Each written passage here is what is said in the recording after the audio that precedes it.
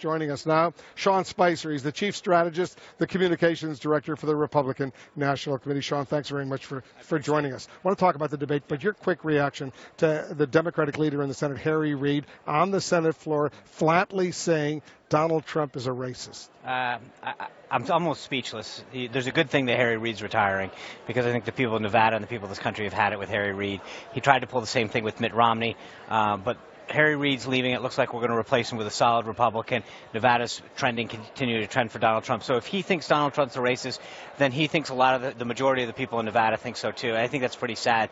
Harry Reid's policies, he's retiring because he couldn't stay in the Senate any longer. The people in Nevada were ready to throw him out. So it's good riddance to Harry Reid, and we'll let the people decide. But the polls out this morning, both nationally and the state battleground polls that you showed that the trend continues to go in Donald Trump's direction. So I don't think that the majority of Americans actually share Harry Reid's view. Why is that trend moving in Trump's direction? Not only in the national polls, but in the key battleground states. I think there's two reasons. Number one, you have a candidate who's the agent of change. I think people know who Hillary Clinton is. She's been on the scene for 30 years. They know what you're getting with Hillary Clinton, and they're ready for something new. They're ready to change it. Number two is I think we've got the best and most robust ground game and infrastructure, bar none, of any campaign that we've seen in history.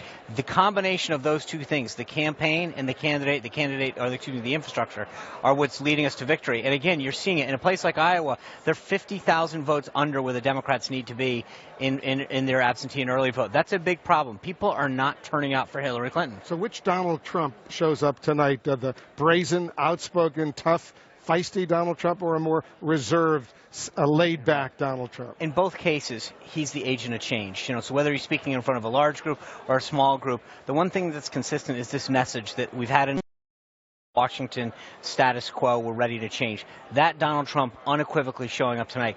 How he handles each particular question, I think, is going to depend on the flow of the debate. She's going to hit him on a lot of issues, including, for example, why he refuses to release his tax returns. But how will he respond? I think he's going to respond in kind. He's going to make sure that he answers the question, but he's also going to push back. This is not a guy that's going to sit back and politically correct responses.